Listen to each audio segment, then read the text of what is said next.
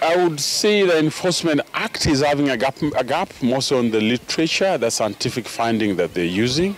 If you look at the research, were not done within.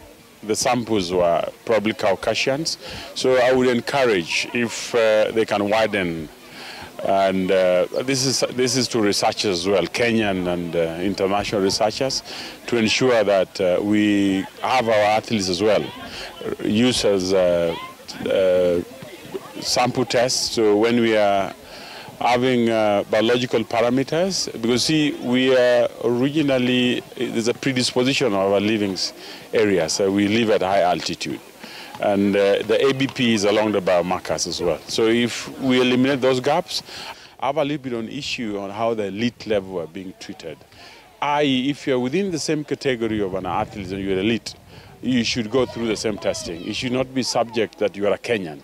By nationality, then that means we are being biased to others. I would wish they are categorized by standards. If you're a UK athlete, a US athlete, and you have mandatory 3 tests before a major championship, you should cut across. Why would a Kenyan be tested 6 times? And the US, UK, European athlete be tested once, and they're going to compete at the Olympics. That was really a glare last year at the Olympics, because I was a coach at the Olympics in Paris, part of the Team Kenya, and that was glaring as well. That's Coach Bernard giving us his thoughts regarding the whole ecosystem on the matters, doping, what needs to be done. Remember, in Kenya, we do not have a WADA-approved lab. Jacob, I come to you, but before you delve into what you have for us on the touch screen, probably your thoughts on the whole issue of doping. Well, sometimes I speak about these matters, doping, and I stand on the positive side of, saying it has to be fought ruthlessly. And sometimes I also ask the question, where is the part of other stakeholders within the sport apart from athletes? For example, today we are talking about Ruth Chepng'etich, who has been suspended, but no athlete runs to this level of becoming a world record holder on her own. So there's a whole ecosystem. There's a coach, there's a management, there's a federation, there's a, sponsors and all that. The question is, when this glory comes and everybody talks about the athletes, when the shame of suspension or ban comes, it is athlete alone. And therefore, we are in a time when people are discussing about the review of the Sport Act. And I'm thinking that if we narrow down on athletes alone in this law, then there's going to be a problem.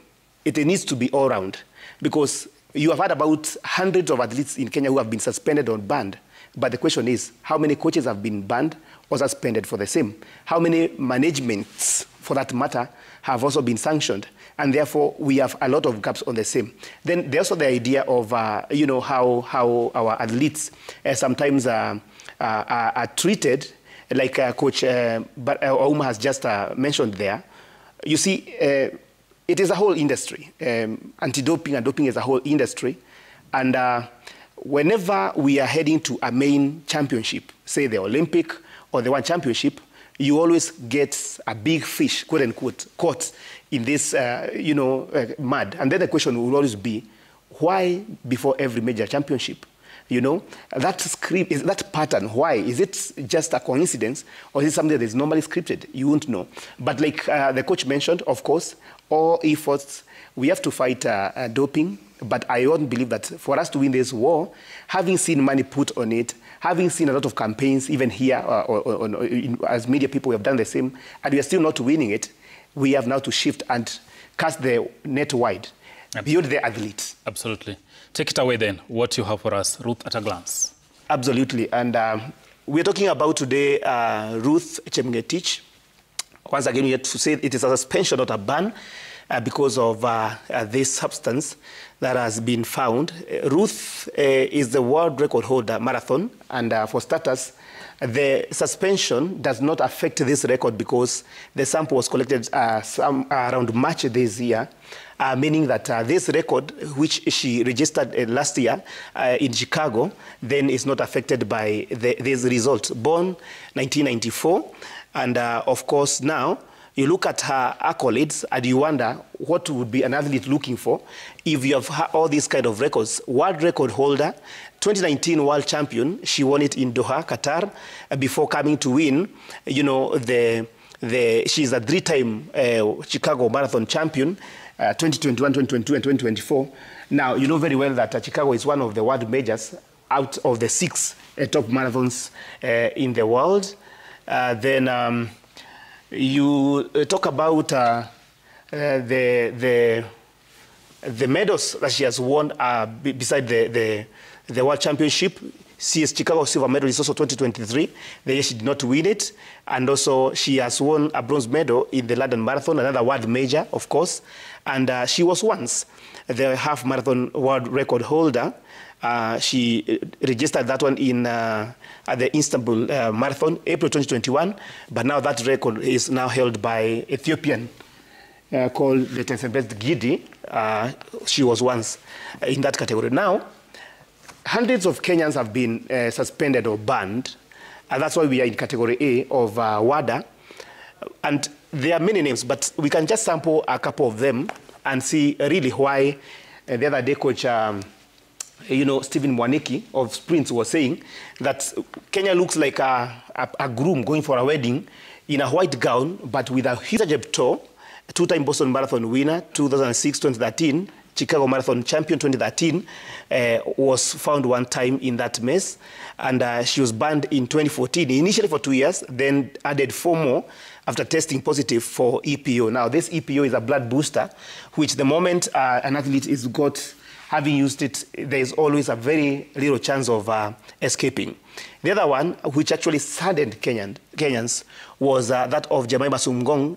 After winning the medal, the marathon champion in Olympics 2016, remember it was the first time a Kenyan woman was winning an Olympic marathon medal, a gold medal for that, but then she was again banned for 8 years in 2017 for using the same blood booster, which is EPO. It was very saddening because she has never recovered from this, by the way, and it's like it killed her career completely.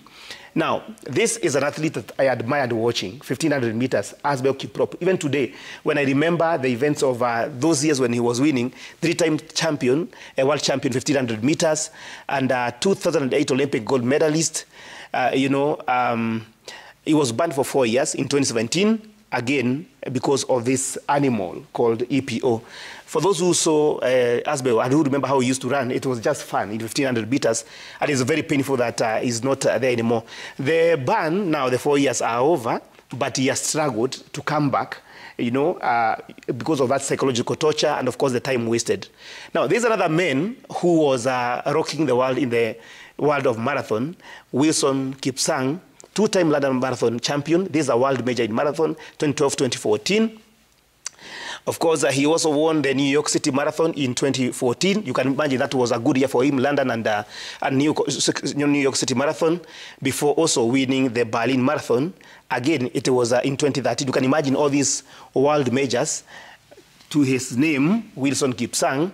But it was not just that. He also won the Tokyo Marathon in 2017, and he is also an Olympic bronze medalist. In 2012, he was number 3 in that race. Now, he was banned for 4 years in 2020 for whereabouts failures and false evidence. We talk about whereabouts failures is where an athlete is supposed to provide information of where they can be found by the ADAC or maybe WADA officials when they want to conduct a test. And if information is not given correctly or altered, then that one becomes a whereabouts failure.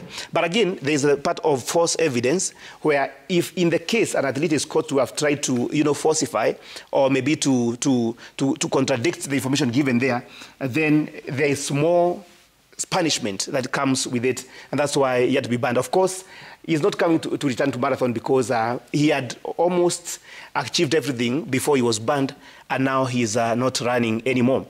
Lawrence Cherono, this was a budding star in marathon again, won Boston and Chicago marathons in 2021, and after that, he was banned for 7 years in 2024 for testing positive for banned substance that is called trimetazidine, and he attempted to tamper with the whole process again of the doping control, which actually led to that ban of 7 years. So there was supposed to be 8 years, but it was reduced by 1 year after accepting some of the things that were talked about his, doping process towards the end of the case. And that's why it was reduced to 1. But 7 years for a marathoner, there's a very slim chance for him to come back again.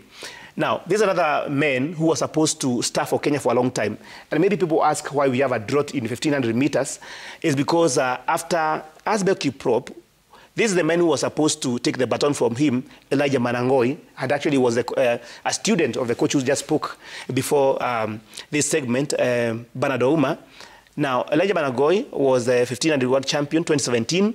He also won the Commonwealth Games medal in the same distance 2018. But he also became an African champion 2018 in 1,500 meters. But after that, things went south because he was banned. For what reason? Because of whereabouts failure. He was not available for testing. Nowadays, athletes live like you have to tell every time where you are. He could not be found 3 times where he was when they wanted to conduct tests, and that's how he was banned. Now, for that reason, he has not been able to come back. He has attempted after the suspension was over to come back in other distances like 3,000 and 5,000 meters, but it has been at all order for this man, Elijah Manangoi. Maybe just last one in the examples of some of the athletes that we have lost to this. There are a couple of them that we can always talk about, but basically there are many that we can talk about who have been sanctioned, all because of these major issues: the EPO, whereabouts failures, and trying to tamper with the process. Question is, how will it be this time round as we go to Tokyo in the championship? Remember, tomorrow the trials happening at the Ulinzi complex. Swila, back to you. That's Jacob, brilliantly done there, breaking it down in detail. The elephant in the room, the doping menace. It's a cancer that Kenya has not been able to weed out. And I hope we can up this fight and not the Russian way. And of course, these are some of the stories we'll be keeping tabs on, not just the Chan, but the war against doping.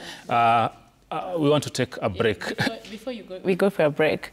There's when I was in Ethiopia. Just hold that thought. We come after the break. Okay. We are going to delve into that. If you're just joining us, this is Sporty Monday. We take a brief commercial break, but when we return, we still talk matters athletics, including the transfers, KPL, including the EPL. Stay tuned.